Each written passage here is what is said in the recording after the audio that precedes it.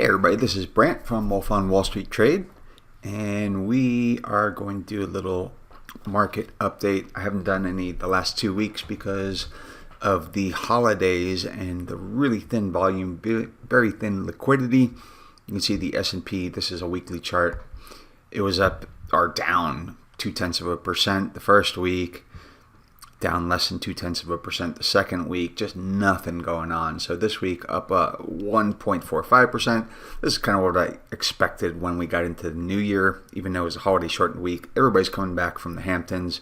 You know, volume during that whole Christmas period was just diminishing. It was to the point where it's like basically 40% under. So there was just nothing happening. It was very, very difficult market to pull any kind of like hints or anything out of. So there was no point in doing a video and just saying that. That would have been it. In any case, the new website is coming along. Hopefully it will be out this month. I'll give you a quick little peek. I'm not going to show the name because it is live and I'm still working on it. But there's going to be a whole bunch of new functions on this, a whole bunch of new features, a place for people to chat and do some trading stuff and share some things. A lot of different features, a lot cleaner website, a lot easier to use. But the point is, if you are a current member of Wolf on Wall Street, or if you become a current member before this new website goes live, you're going to be locked in at the current rate, which is the same as 2008. So I haven't raised it at all. But it is going to have to go up a little bit with this new website. Wow, you'll be beating inflation.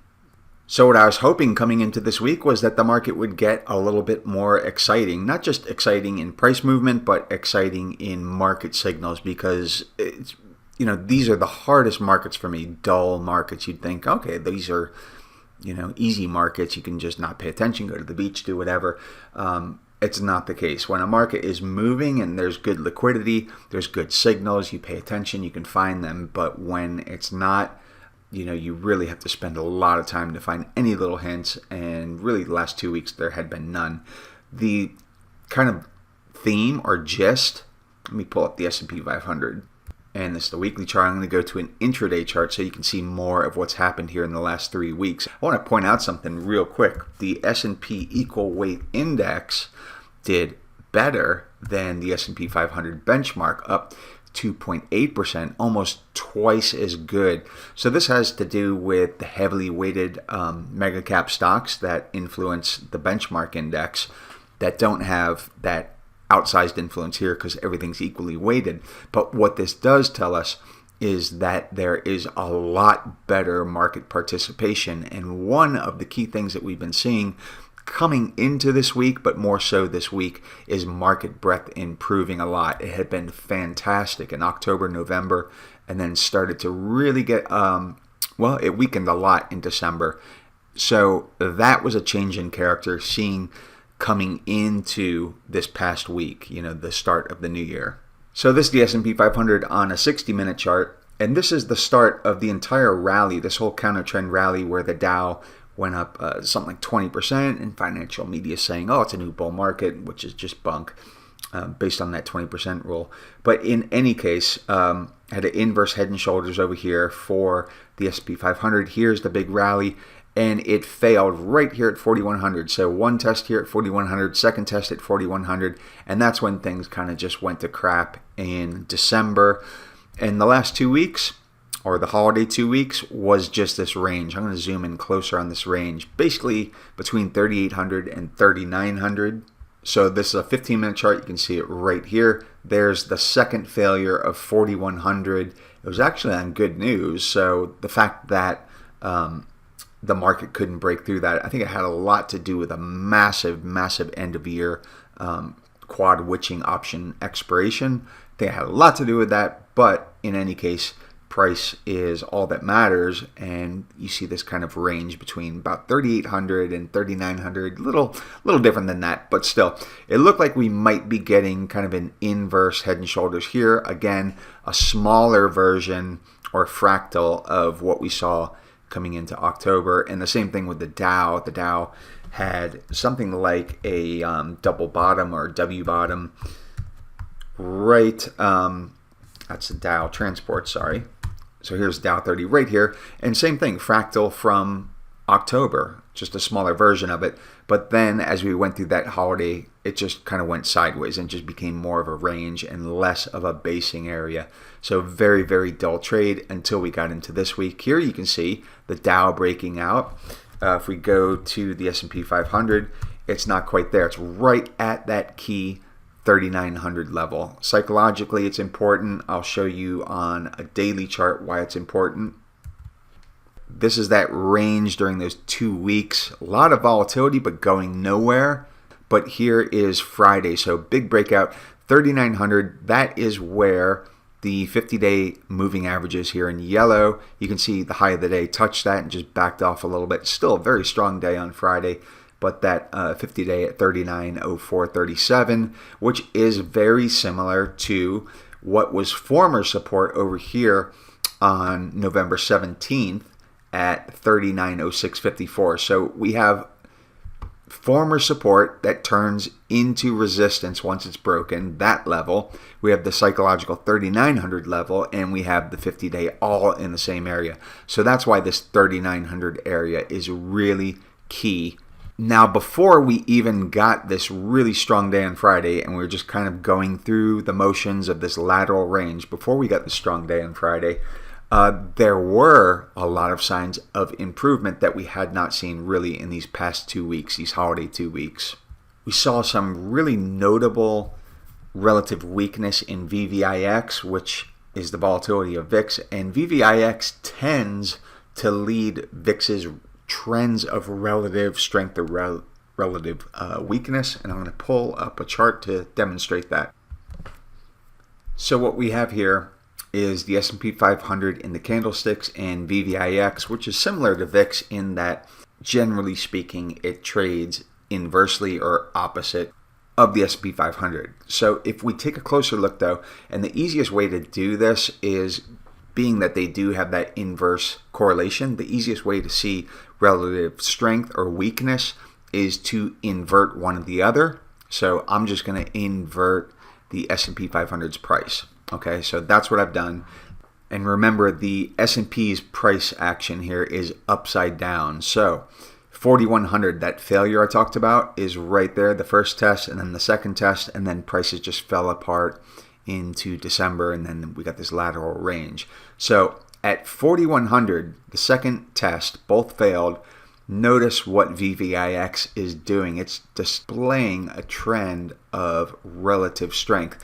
So if I had no other charts to go off of other than this would tell me that there is a problem here at 4,100, and the probabilities are that price is not going to move through that level at this point.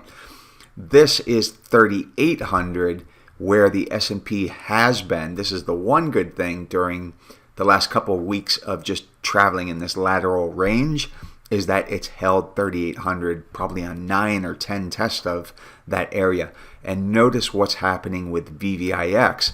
Instead of kind of tracking up here with price, it's displaying relative weakness and more and more and more relative weakness, to the point where the S&P actually started to break out of this range on Friday.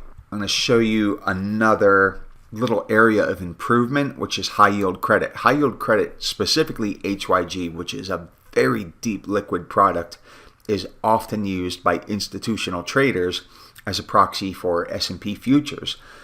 Now, it does have an extreme sensitivity to yields, so you have to really pay attention to what yields are doing.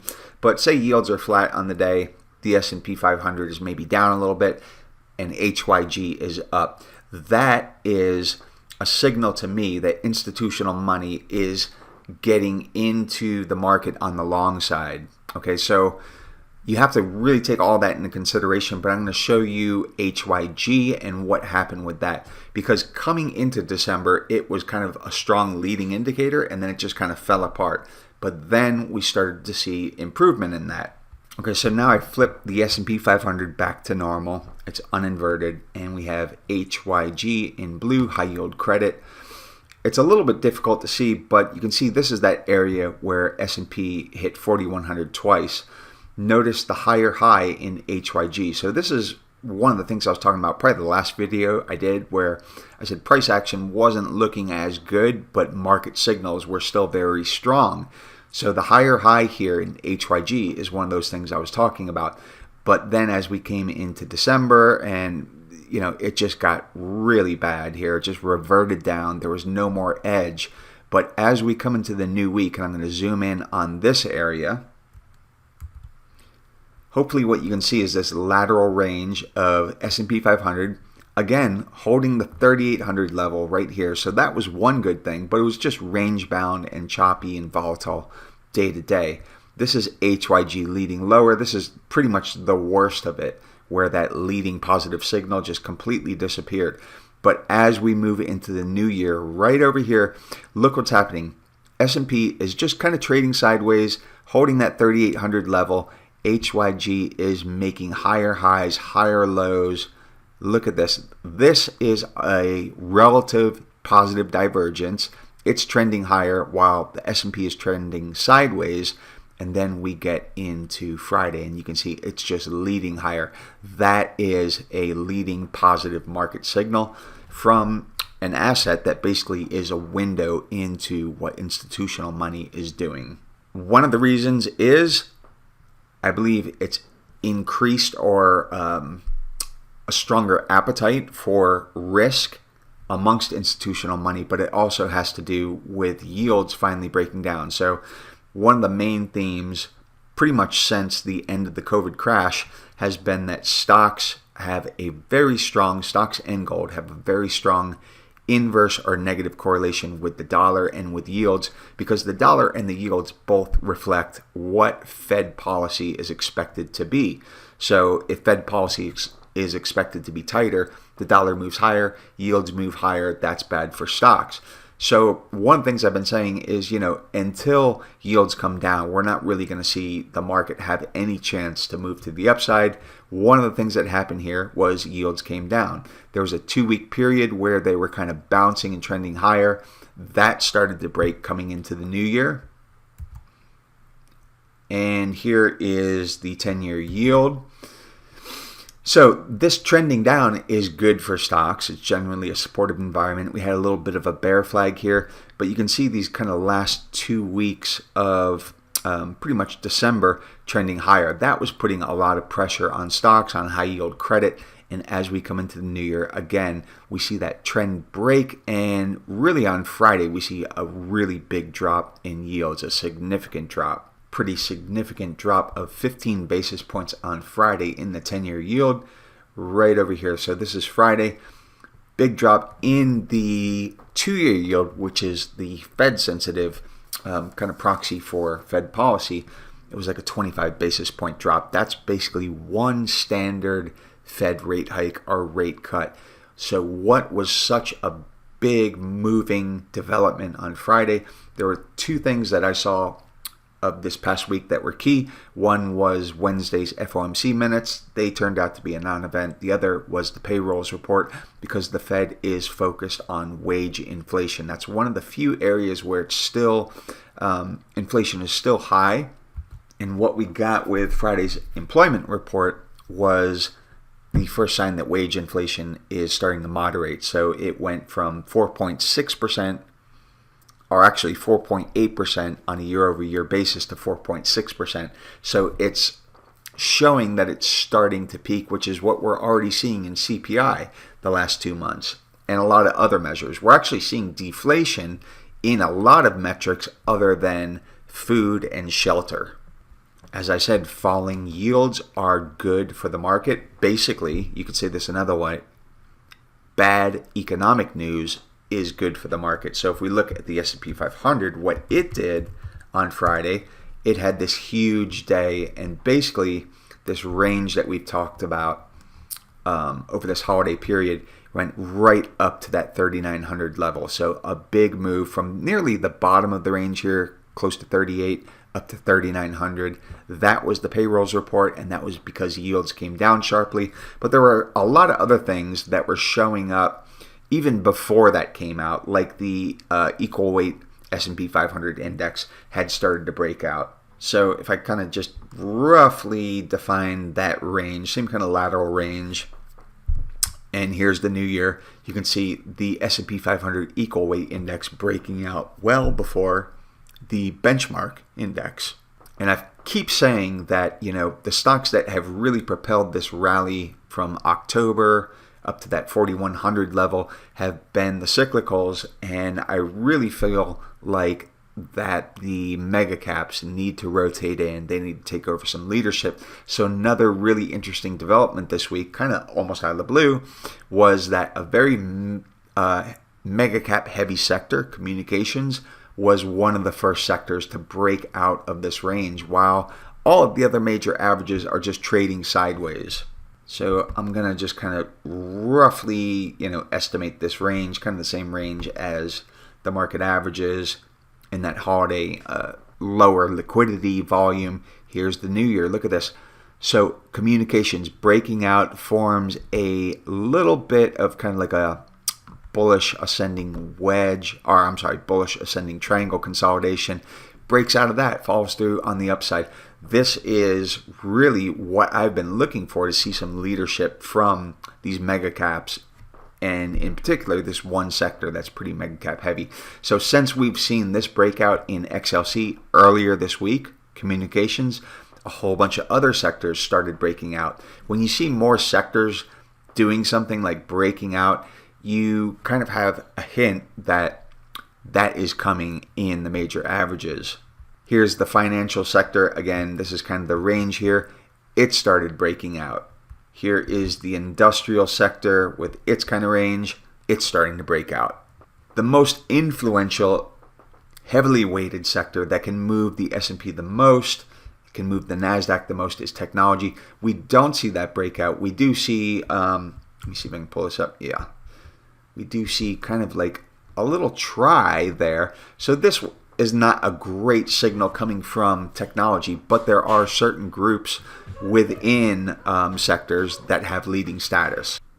If we look at semiconductors, they really did very well this week. So here we have the tech sector in the candlesticks, 10-minute chart. And here you can see the start of the new year. And semiconductors, the SOX index in blue. And this chart is normalized, so as of this point, it's normalized, so the exact basically same gains. If this is outperforming in terms of percentage, you'll see it move away, and that's what we see the 4th, the 5th, the 6th into the end of the week. So this is a leading positive signal. We have a lot of these high yield credit. The fact that the dollar is still providing room for stocks to rally on the upside, which you can see right here, and this is S&P futures in the candlesticks and the dollar index, but inverted because of that inverse or negative correlation. So basically leading higher. Now, I've mentioned a lot of times that stocks and gold are trading very similarly, which is odd because gold is a safe haven asset and stocks are a risk asset. So the only reason they're trading very similar fashion is because they are being heavily influenced by the two same factors, the negative correlation to the US dollar and to yields. So if we change S&P futures here to gold futures, you can see gold futures have been tracking with that dollar weakness. Remember, the dollar here is inverted, so when you see it moving up, that's weakness. So gold has been suggesting also that stocks should be doing better. So if we go back again to S&P futures, you can see they have been down here in this range, and this is a leading positive divergence, or it's at least creating room for stocks to rally from there. And then we've seen a lot of other things, like market breadth has improved dramatically. And here's an example, and this is the S&P 500 in the candlesticks and the NASDAQ composite, which is a much broader index than the NASDAQ 100. Its advanced decline line in white. So here is that S&P test of 4,100 here and over here. Notice what's happening to market breadth. It's declining, so there's less participation at this second test. That market breadth deteriorating at 4,100, pretty much tracking in line, not doing much over here. But look, as we come into the new year, you can see it starting to lead higher, and it was leading higher even as the S&P was still in a lateral range. This may not look like a big divergence, and they were much bigger in October and in November, but this is definitely a positive change in character. Here we can see the NYSE's advanced decline line doing the same thing, negatively diverging here at the second test 4100, and then as we come into the new year right here, look at this improvement and starting to lead higher. So I can go on, and subscribers, you've seen all the different breadth indexes or the breadth indicators that have been improving slowly at first as we came into the new year, but more rapidly as we've come into towards the end of this week, more or less. And that is really a depiction of why we see the S&P equal weight index breaking out. Basically, I'm just going to roughly define this range. We can see it breaking out while the S&P 500 itself has not broken out above what would be basically 3,900. So this is just telling us that there is much better participation, broadly speaking, across a number of stocks. And the more we see the mega caps participate or lead, the stronger this will be, and the more short covering we'll see. So I don't think we'll see a whole lot of short covering. We are seeing a little bit. Again, here's the S&P 500, and the white line is the most shorted index at 4,100 over here, that second test. You can see shorts were piling in on that second test. They didn't think that the S&P was going to break out there. So they were piling in. But as we come into the new year here, you can see they're starting to cover. Probably the reason why is because S&P has held 3,800. So I think if the S&P really has a solid breakout above 3,900, you will see shorts start to really cover. That will instigate a short squeeze, and then that will kind of snowball on itself, and you'll get more and more upside momentum. The higher prices go, the more shorts are at a loss, the more they have to cover. Covering is buying. It is buying demand, and that sends the market higher. So very interesting change of character just the last 4 days, because this was a holiday shortened week from the prior 2 weeks. It's definitely improving. I think the market may be a little bit tentative until we see next Thursday's CPI report.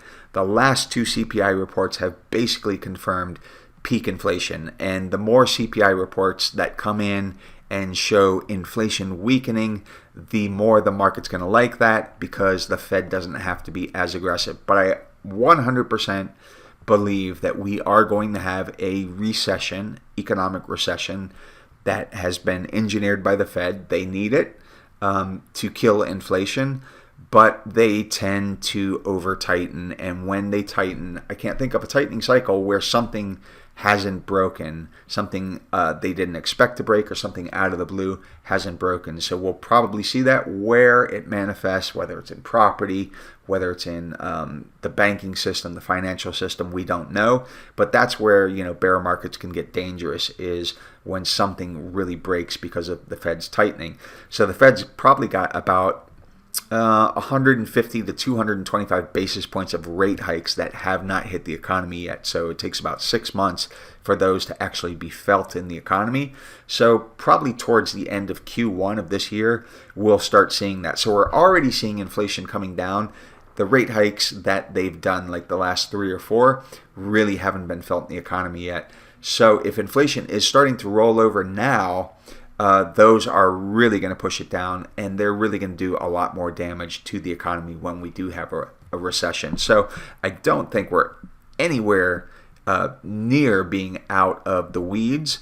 We're at kind of the first step of dealing with inflation, and the market's going to want to see that pivot. It's going to celebrate that pivot when the Fed goes from hiking rates to either pausing or eventually cutting. But at that point, then we're going to be dealing with a recession. So again, looking at the S&P 500, that lateral range is doing nothing over the holiday period. And as we're coming out of it now, we're moving up to 3,900. We break above 3,900, things are going to get better for the market. More shorts are going to start covering. It may not happen until we get that CPI report on Thursday. Maybe it does happen. But whatever the case may be, over here, the best you could say really was that the S&P was holding this test of 3,800. Now I'm definitely seeing a lot of changes in character. Changes in character always precede changes in trends. So improving breadth, leading indicators, leading sectors or averages like small caps outperforming, Dow transport starting to outperform, high yield credit starting to outperform, yields now starting to come down more sharply, the dollar still being in a very supportive spot. Now, as far as the target levels, I kind of laid those out for members this week, and I'll continue to update them. But what we do is we look for the measured move and the first target level to be hit. That doesn't mean that that's as far as it can go. It means the most likely thing to happen once that target level is hit is for prices to consolidate. Then we assess that consolidation. Is it bullish? Is it bearish? Are the signals leaning, the underlying signals leaning bullish or bearish? And then we can come up with the next target. But the first thing to accomplish is going to be the S&P 500 moving above 3,900. The thing that would be very helpful in doing that is the mega caps to start not only participating but demonstrating leadership. And the one really interesting thing, like I said, this week was a mega cap heavy sector breaking out well before the S&P 500. That's the communications sector over here. Tech sector hasn't broken out yet, but semiconductors are looking really good recently. So on the week, semiconductors were up 4.1%, whereas the tech sector on the week was up 0.2%. So major outperformance there in the semiconductors, and they tend to lead the tech sector. So I'm going to leave it off at that. I do want to throw something out there. First of all, I want to remind you to go ahead and consider subscribing because you will be grandfathered in at the 2008 rates. And the new website I think you're really going to enjoy. The second thing I want to mention is I'm thinking about maybe doing like a live YouTube, just a live YouTube presentation. So if there's enough people that express interest in it, maybe we'll do that like next weekend. So if you do have an interest in that, put a comment down in the video here. You can comment, or if you have questions, of course, I'm always happy to answer them. For members, you can just send a reply to the support email, or if you're not even a member, I'll put the support email in the video description and just tell me, hey, yeah, I'm interested in it. If enough people are interested in it and it makes sense, then maybe we'll do like a 45-minute or 1 hour kind of live session, and we can all talk about things. We can ask questions and see where we think things are going. I have quite a few themes that I think that we're going to see for the new year that we can touch on and talk about. But if you're interested, just make that clear. Let me know. Don't forget to subscribe. I think there's a little subscription thing down here. Also hit the bell for notifications so when new videos come out, you'll be notified. Members, you always know that because you get them in your email as soon as they come out. So I hope everybody has a fantastic weekend. And I think we're going to see a lot more interesting market action over these next couple weeks. Remember, Thursday is going to be the CPI report. That's going to be a really key piece of data. Enjoy the rest of your weekend, and thanks for listening as always.